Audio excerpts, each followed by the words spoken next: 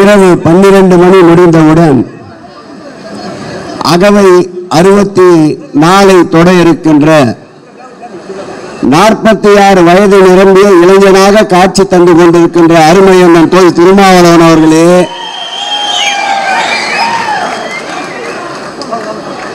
ஒரு போராளியின் சரிதம் எப்படி இருக்கும் என்றால், ஒரு தலைவனாக மாத்திரம் ஒரு போராளியை காண முடியாது. ஒரு போராளி தலைவனுக்கு அடுத்தபடியாக படை நடத்துகின்ற தளபதியாகவும் இருக்க வேண்டும். படை நடத்துகின்ற தளபதியாக மாத்திரம் இருந்துவிட்டால் போதாது, மதிநுட்பம் மிக்க வியூகங்களை அமைத்து தருகின்ற ஒரு அறிவாளியாக இருக்க வேண்டும். மதிநுட்பங்களை வகுத்து தருகின்ற அறிவாளியாக மட்டும் இருந்தால் மட்டும் போதாது, தலைவனிடுகின்ற உத்தரவை களத்திலே நின்று களமாடுகின்ற ஒரு தொண்டனாகவும் இருக்க வேண்டும்.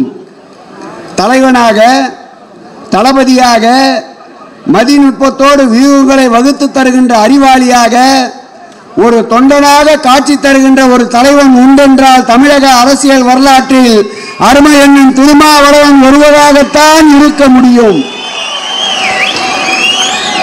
அவர் கடந்து வந்த பாதை 45 ஆண்டுகளுக்கு மேலாக அரசியல் களத்திலே நின்று கொண்டிருக்கின்றார்.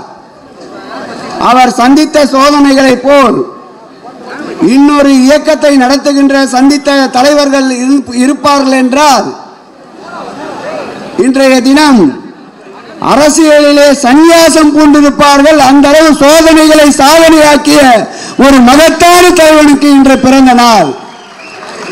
திராவிட இயக்கத்தின் சித்தாந்தத்தை, சனாதன பேர்வழிகளை, மதத்தால் இனத்தால் மொழியால் பிளவுபடுத்துகின்ற சக்திகளை எங்கள் உயிரினும் மேலான அன்பு தலைவர் தளபதி அவருடைய கரங்களை உயர்த்தி பிடிக்கின்ற அருமையண்ணன் திருமா பல்லாண்டு பல்லாண்டு பல்லாயிரத்தாண்டு நோய் நொடி இல்லாமல் எல்லா வளமும் நலமும் பெற்று வாழ்வாண்டு வாழ வாழ்த்தி இயற்கையும் இறைவனும் அவருக்கு துணை நிற்க வேண்டும் என்று கூறி விடைபெறுகிறேன். நன்றி, வணக்கம்.